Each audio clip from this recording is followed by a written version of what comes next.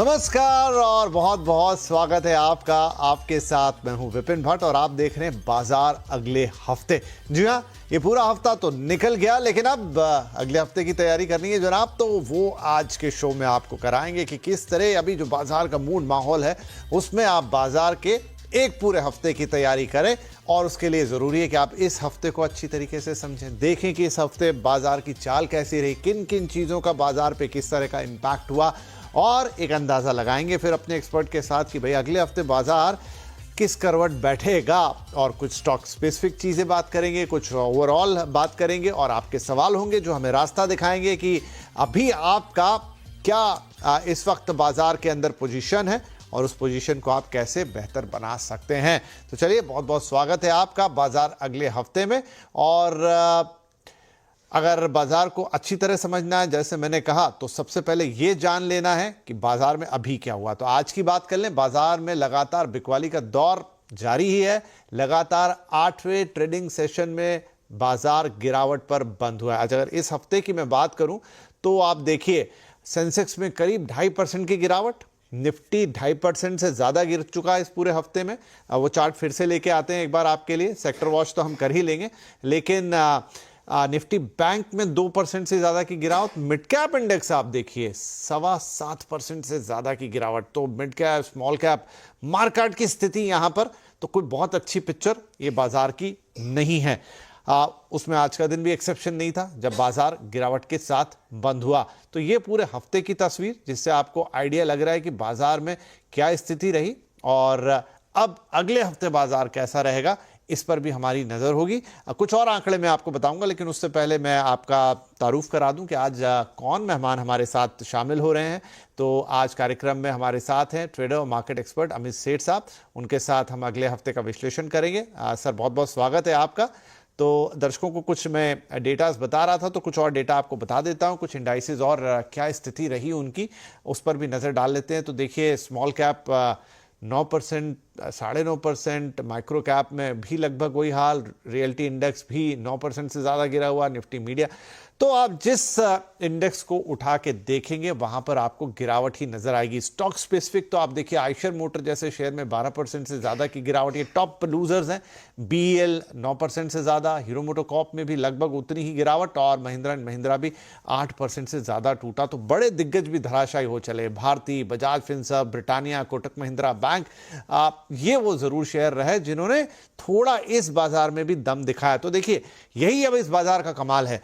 ऐसे बाजार में आपके लिए राइट पिक, राइट स्ट्रैटेजी होना बहुत ज्यादा जरूरी है, क्योंकि ऐसा नहीं कि सब कुछ गिर रहा है, कुछ चढ़ भी रहे हैं इसी बाजार के अंदर, लेकिन क्या वो आपके पोर्टफोलियो में शामिल हैं, ये सारी बातें रहेंगी। तो चलिए बातचीत की शुरुआत करते हैं। अमित जी, ये पूरा हफ्ता वैसे तो बाजार में काफी लंबे समय से ये ट्रेंड है, लेकिन हर हफ्ते दर हफ्ते वो ट्रेंड थोड़ा और गहराता सा जा रहा है। क्या आने वाला हफ्ता कुछ अलग होगा या इसी ट्रेंड को फॉलो करते हुए देखेंगे? जी, good evening Vipin ji, and good evening to all the viewers. Vipin ji, पहले अगर हम निफ्टी की बात करें तो ये लगभग 8वां सेशन था जबकि हमने जिसमें गिरावट देखी। एक तरफा फॉल है यहाँ पे। कल के सत्र में हमने जरूर देखा था कि निफ्टी ने एक अटेम्प्ट लिया था रिकवरी का, लगभग 23,250 के आसपास गया था फर्स्ट हाफ में। एंड वी थॉट कि 7-8 दिनों की गिरावट के बाद maybe there is a dead cat mounts जो कि हमें 23,300 350 तक ले जाएगा। बट हमने कल के सत्र में ये देखा कि वो रैली सस्टेन नहीं हुई सेकेंड हाफ में, and we closed almost flat at 23,000। आज के सत्र की बात करें तो it was quite scary in the beginning. काफी ड्रामेटिक फॉल हम दिन में देख रहे थे। लगभग चार्ट्स में देखूं तो 22,000 if I am not wrong, one second, आज 22,774 तक के लोज देखे, और फिर एक सेकेंड हाफ में हमने रिकवरी देखी। तो बाजार हमें ये बता रहा है कि हमारा मेक और ब्रेक लेवल जो कि प्रीवियस लो लगभग 22,780 के आसपास था, that is the crucial make और ब्रेक लेवल। वो अगर क्लोजिंग बेसिस में टूटता है, जैसे कि आज लग रहा था टूट जाएगा, बट फिर हमने एक स्मार्ट रिकवरी देखी, तो दैट इज द मेक और ब्रेक लेवल पोजिशनली। 22,780 टूटता है तो दिक्कतें बढ़ जाएंगी। Then probably we are heading for 22,200 22,000। But अभी सो फार सो गुड। आज के सत्र में हमने अपना 22,780 800 का लेवल डिफेंड किया, और सेकेंड हाफ में हमने रिकवरी देखी। On the upside, once again 23,250 is a resistance. तो निफ्टी का अगर पर्टिकुलरली चार्ट्स देखें तो इट अभी ये रेंज बाउंड दायरे में है। जब तक ये रेंज से बाहर नहीं निकले, I think it's a range bound trading in Nifty. Bank Nifty, although it's down, but it's a shade better than Nifty. Bank Nifty, जैसे आपने कहा, आज Kotak Mahindra bank was doing well, ICICI bank was doing well. Bank Nifty ने अपने recent लोज check नहीं किए, test नहीं किए। इनफैक्ट बैंक निफ्टी के रीसेंट लोज लगभग 48,000, 47,800 के आसपास आते थे। तो अगर इन दोनों इंडेक्सेस को कंपेयर करें तो बैंक निफ्टी शेड बेटर है निफ्टी से। मार्केट ब्रेथ की बात करें तो लार्जर, अगर Nifty mid cap, Nifty small cap की बात करें तो वहां पे हम एक लार्जर डैमेज देख रहे हैं, जो कि निफ्टी और बैंक निफ्टी देख के हमें नजर नहीं आ रहा है। तो ओवरऑल सेंटिमेंट खराब है। लेकिन अगर हम कहें कि फर्दर बिकवाली इस बाजार में पॉसिबल है, वो कंफर्मेशन हमें तभी मिलेगा जब हम 22,750, 22,780 के लेवल्स क्लोजिंग बेसिस में तोड़ेंगे। राइट, बहुत इंपॉर्टेंट है। तो फिर ये 22,750 और 780 के लेवल निफ्टी के ऊपर, जिन्हें आज तो बाजार डिफेंड कर गया, लेकिन अगर ये टूटते हैं तो जैसा अमित जी कह रहे हैं कि आपको 22,200 या 22,000 तक के भी लेवल्स देखने को मिल सकते हैं। तो ये लेवल बड़ा महत्वपूर्ण हो जाएगा। अगर बाजार इसको होल्ड कर जाता है तो आपको वो गिरावट देखने को नहीं मिलेगी। लेकिन अगर ये ब्रीच होता है सोमवार को, तो फिर शायद पूरे हफ्ते उसी तरह का माहौल हो सकता है। सोमवार का इंतजार रहेगा इस पर्टिकुलर लेवल का, लेकिन लेवल जरूर ध्यान में रखिएगा। इसके इर्द गिर्द ही आपकी सारी स्ट्रेटेजीज घूमेंगी। चलिए कुछ और नंबर्स हम देख लेते हैं, एफआईआईज और डीआईआईज। तो हफ्ते का नंबर होता है, डेली नंबर होता है, लेकिन हमने आपके लिए नंबर निकाले हैं। ये आज का ही नंबर है। तो आज जो बिकवाली आई है एफआईआईज की तरफ से वो 4294 करोड़ रुपए की, और डीआईआईज ने वहां पर 4363 करोड़ रुपए से कुछ ज्यादा की खरीदारी की है। आप बैलेंस करने की कोशिश, नहीं तो बाजार आपको और ज्यादा गहराई में डूबता हुआ दिखता। जो लेवल की बात करें टूटता, आप देखिए पूरे फरवरी का आंकड़ा देखिए, 13 फरवरी तक के आंकड़े हैं। फरवरी महीने में अब तक के जो दिन गए वहां तक 24,000, ऑलमोस्ट 25,000 करोड़ के आसपास की बिकवाली एफआईआईज ने कर दी है अब तक 13 दिनों में, फरवरी के। उसके अगेंस्ट में डीआईआईज ने एक दम दिखाने की कोशिश की और 21,000 करोड़ से ज्यादा की खरीदारी यहां पर करते हुए नजर आए हैं। तो आप समझिए कि इस समय घरेलू निवेशक जो है बाजार को थामने की कोशिश कर रहे हैं, लेकिन तो दूसरी तरफ से बिकवाली लगातार जारी है। एक आंकड़ा म्यूचुअल फंड का भी हमने आता हुआ देखा, तो वो थोड़ा इंकरेजिंग आंकड़ा था कि जो एक डर था कि एकदम से सेल ऑफ आ जाएगा या कुछ इस तरह के निवेश, लेकिन एसआईपीज में निवेश बड़ा है, सेल ऑफ उस तरीके का नहीं आया। तो अमित जी कैसे समझे इसको? देखिए अभी भी घरेलू निवेशक जो है संभालने की कोशिश कर रहे हैं, ज्यादा माल खरीद रहे हैं। जो आंकड़े मैं आपको बता रहा हूं म्यूचुअल फंड के, वहां पर भी ऐसा कोई मेजर सेटबैक नहीं देखने को मिला है। क्या माने उसको कि एक सिर्फ बॉटम होल्डिंग है, या आपने एक हाथ लगा रखा है, अगर वो हाथ हटाएंगे तो फिर फंडामेंटल चूर होते हुए दिखेंगे और दिक्कतें बढ़ेंगी, या उल्टी कहानी है? ये अभी भी दिखाता है कि ठीक है एफआईआईज की बिक्री के कई और रीजन भी हो सकते हैं, लेकिन बाजार आपका फंडामेंटली मजबूत है। जी विपिन जी, बाजार की जो हम दिक्कत देख रहे हैं दैट इज कंसिस्टेंटली, जैसे कि आपने भी कहा, दिखाया फिगर्स में, कि एफआईआईज की डेली सेलिंग है। ये सेलिंग कहीं भी अपडेट नहीं हो रही है। There is a concept of oversold in market, so oversold का कॉन्सेप्ट यहाँ पे वर्क नहीं कर रहा है। कंसिस्टेंटली हम एफआईआईज देख रहे हैं 4, 4.5, 5,000 करोड़ के एवरेज में, नीचे में 3,000 करोड़ समझ लीजिए daily they are selling. On the other side, आपने कि जैसे दिखा कि म्यूचुअल फंड में निवेश अभी भी अच्छा है। अगर हम डोमेस्टिक इंस्टीट्यूशंस की बात करें तो दे आर रेगुलर बायर्स। तो ओवरऑल देखिए मार्केट को, if you are a long term investor, यहाँ पे कोई प्रॉब्लम नहीं है। Nobody can time the top and bottom of the market. कोई भी बड़ा करेक्शन जो भी हमने बाजार में देखा, चाहे वो कोविड का करेक्शन हो या 2008 का करेक्शन हो, हाइंडसाइट में अगर हम चार्ट्स देखें तो that comes as an opportunity. लेकिन ये भी बात सही है कि जब जब ये करेक्शन आया, उस समय के जो इन्वेस्टर्स है उनको देख के ऐसा लगा कि maybe the market is coming to an end, और पता नहीं यहाँ क्या हो जाएगा। वो क्वाइट स्वाभाविक है, because human nature works on greed and fear, and this is the way it has been working for last 100 years। Greed में सबको लेना है, और जबकि रिवर्स होना चाहिए कि फेयर के समय लेना चाहिए। हम अक्सर ऐसा नहीं करते हैं। तो इसका मतलब ये नहीं है कि 22,800, 22,000 का लेवल आए तो हम जो भी हमने निवेश करना हम पूरा निवेश कर दे, ऐसा नहीं है। Because nobody can time the top and bottom. Long term charts यहाँ पे सही है, तो इसको लेने का एक ही रास्ता है कि आप एक सिस्टमैटिक इन्वेस्टमेंट करें। अपना एसआईपी आपको नहीं रोकना चाहिए। आज अगर मैं कहता हूँ बाजार 22,000 भी आ जाए, तो आपका जो नेक्स्ट एवरेज है, you are not investing in one go. तो वो नीचे के लेवल में आएगा। तो I think it will be a big mistake अगर हम एसआईपी यहाँ पे रोकते हैं। एसआईपी और सिस्टमैटिक प्लान्स हमें जारी रखने चाहिए, और हमें इस मार्केट में लॉन्ग टर्म के लिए निवेश करना चाहिए। नियर टर्म में जरूर कुछ दिक्कतें आ सकती हैं, बट जैसा कि मैंने कहा, इन हाइंडसाइट एवरी करेक्शन अब तक जब से stock market has prove to be an opportunity. ये बात सही है बिल्कुल। अब तो लंबा समय हुआ कि कई साइकिल्स हमने देखी। मैं खुद भी यही सोच रहा था अमित जी की बहुत मौके ऐसे आए जब यही खबरें पड़ी कि बाजार में बहुत बुरी स्थिति है, ऐसा गिरा वैसा गिरा, लेकिन हर बार वहां से देखिए कहाँ का कहाँ पहुंचता है। तो ये बार भी कोई एक्सेप्शनल नहीं होगा, जी। इसमें भी वही आएगी जो बात आपने अभी कही।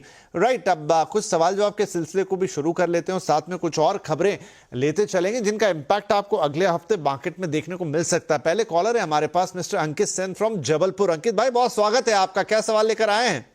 जी सर, मेरा इरकॉन मेरे पास में है सर, 130 शेयर 186 का एवरेज करके अभी क्या किया जाए उसमें आगे की सर? ओके, हाँ जी, 130 शेयर हैं 186 के भाव पे। देखिए अभी तो कोई भी शेयर हाथ लगाए, मैं रोज ही हम जब शो कर रहे हैं तो इधर जो साइड वाला कॉलम है वहां लाल रंग का वो स्माइली ही आता है जिसका मुंह थोड़ा टेढ़ा मेढ़ा है, क्योंकि नुकसान बहुत हो रहा है इन दिनों और गिरते बाजार में ये आम कहानी रहती है। 28 रुपए पर शेयर का सर इनको इरकॉन में लॉस है, 186 की इनकी खरीदारी है। फिलहाल क्या करना चाहिए इस बाजार में?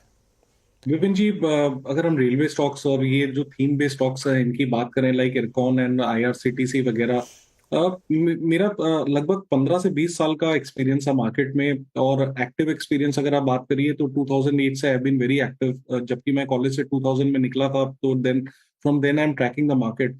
मेरा ये एक्सपीरियंस है कि हर बुल मार्केट में एक पर्टिकुलर थीम चलती है, और वंस वहां पे डिस्ट्रीब्यूशन कंप्लीट हो जाता है तो बहुत डिफिकल्ट हो जाता है उन स्टॉक्स को रिसेंट हाइज रीगेन करने में। इरकॉन पर्टिकुलरली अगर बात करें तो 1 से 1.5 साल पहले हमने देखा कि ये सारे स्टॉक्स एक अच्छे थीम में थे। इनफैक्ट अगर इरकॉन के स्ट्रक्चर की हम बात करें तो इसने लगभग ₹350 का हाफ हाई बनाया था, और वहां से ऑलमोस्ट 50 से 60% करेक्शन आ चुका है। डेली वीकली चार्ट्स अगर देखें तो क्लियरली यहाँ पे एक डिस्ट्रीब्यूशन पैटर्न विजिबल है। 3 दिन पहले एक गैप के साथ स्टॉक ने नीचे अपने सपोर्ट लेवल, जो कि बहुत ही इंपॉर्टेंट सपोर्ट लेवल 175 178 के आसपास थे, वो तोड़े। तो जब टेक्निकल्स में एक गैप के साथ सपोर्ट टूटता है तो वो gap proves to be a resistance. तो मेरे ख्याल से स्टॉक को 170 175 के ऊपर जाना, नेगोशिएट करना बहुत थोड़ा डिफिकल्ट होगा।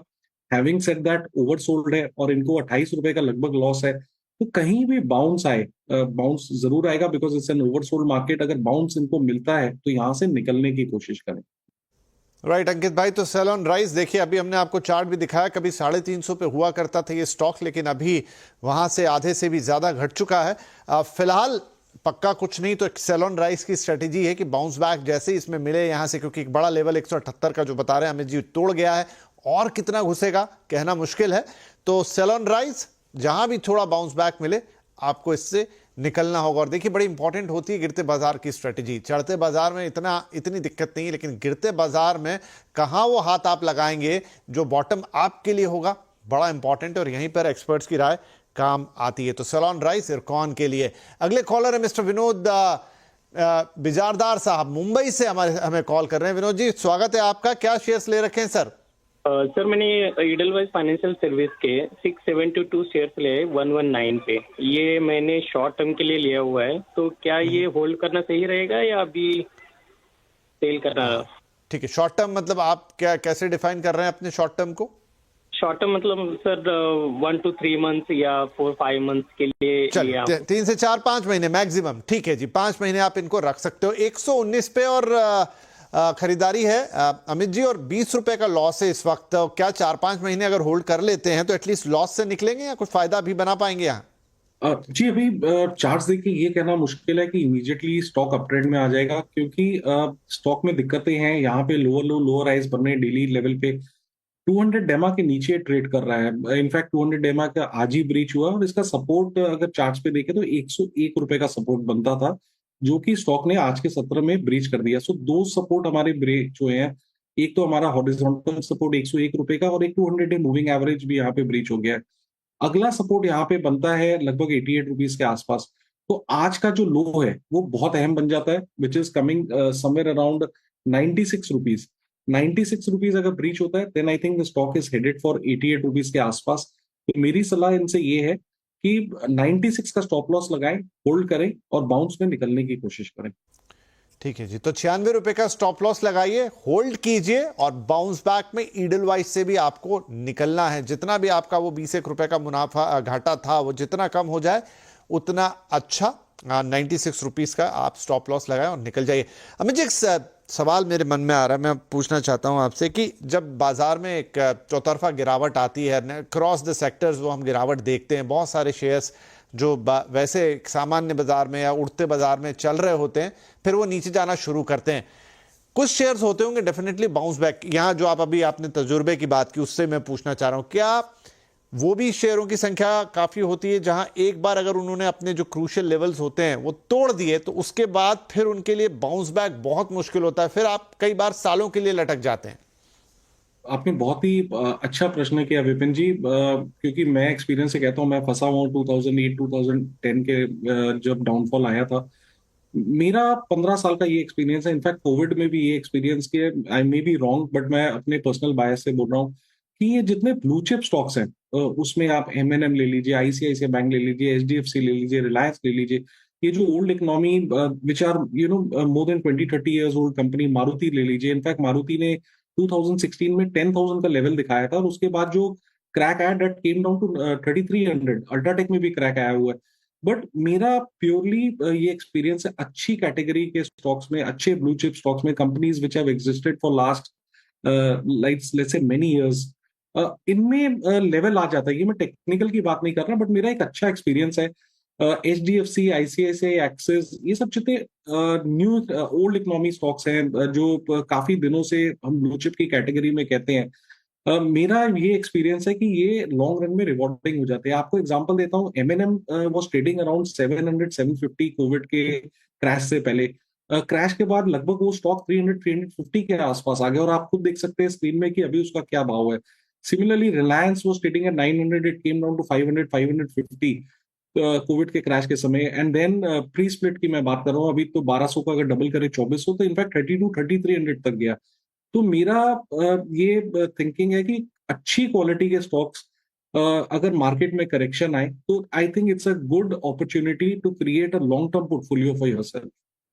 कितनी अच्छी बात कही है यहाँ पर अमित जी ने कि देखिए, एक तो अच्छे स्टॉक्स लेने का फायदा ये कि अगर वो गिर भी गए गंदे बाजार में तो वो वापस बाउंस बैक करते हैं और अच्छा खासा बाउंस बैक करते हैं। और दूसरी बात, मौका आपके लिए लगता है गिरते बाजार में कि जो क्वालिटी स्टॉक हैं जिनका बाउंस बैक करना अमूमन तय है, अगर आप उन्हें लेते हैं तो आपका फायदा बनेगा। देखिए, कई बार कुछ ऐसे स्टॉक्स होते हैं जो आपको लगता है बड़ा चल रहा है, कॉशियस करते हैं हमारे एक्सपर्ट आपको कि जब चल रहे हैं तो बढ़िया चल रहे हैं, लेकिन अगर कुछ ऐसा खराब समय आया बाजार के अंदर तो फिर तकलीफ, पेन भी वहां सबसे ज्यादा होता है। तो ये तो एक गोल्डन रूल है, अच्छे स्टॉक्स, क्वालिटी स्टॉक्स ठीक है, कभी थोड़ा स्लो चलेंगे, धीमे जाएंगे, लेकिन जब तकलीफ का वक्त आएगा वही काम आएंगे। और अभी का मार्केट तो खरीदने का मौका आपको देता है ऐसे स्टॉक्स को और अच्छे भाव पे, अच्छे वैल्यूएशन पे। एक छोटा ब्रेक लेते हैं यहां पर, और एक और घटना है अभी की जो मार्केट पे इंपैक्ट दिखा सकती है, वो है प्रधानमंत्री मोदी का अमेरिका दौरा जो कि कंप्लीट हो गया है। वहां से बहुत सारी चीजें आ रही हैं, क्या उसका कोई एक इंपैक्ट हम मार्केट में सोमवार को देखेंगे?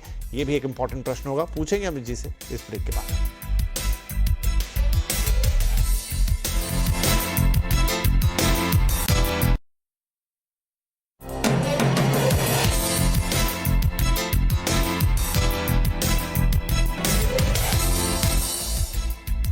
वेलकम बैक, आप देख रहे हैं बाजार अगले हफ्ते और अमित जी हमारे साथ बने हुए। ढेर सारी बातें हमने ब्रेक से पहले की, तो अब क्विकली अमित जी एक बड़ी खबर जो इस वक्त इंपैक्ट कर सकती है बाजार को आप बताएंगे। प्रधानमंत्री मोदी का अमेरिका दौरा, काफी सारी डील्स पे चर्चा, टैरिफ पे चर्चा, अब प्रधानमंत्री आ चुके हैं, क्या मंडे को कोई इंपैक्ट देखने को मिलेगा बाजार में इस खबर का?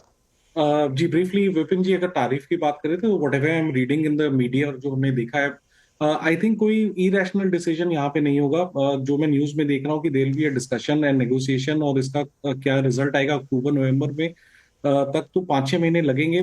दे will discuss on the subject of reciprocal tariff, तो I think that's a relief on the market. तो tariff I don't think it's going to impact our market much. हमें नजर सिर्फ एफआई के सेल फिगर में रखना है, जब तक वो बरकरार है तो मार्केट पे प्रेशर रहेगा। राइट, चलिए, लेकिन सोमवार के लिए एक अंक है, उसको नोट करके रख लीजिए, जो अमित जी ने शुरुआत में ही बता दिया था, निफ्टी के लिए 22,750 के लेवल, 750 से 780 ये एक बड़ा नंबर होगा। अगर ये ब्रीच होता है तो फिर आपको एक दिशा दिखेगी लाल रंग वाली, और अगर ये ब्रीच नहीं होता है और अगर सस्टेन करता है बाजार तो हो सकता है अपने आप को ऊपर रखने की कोशिश करे, आगे बढ़ाने की कोशिश करे।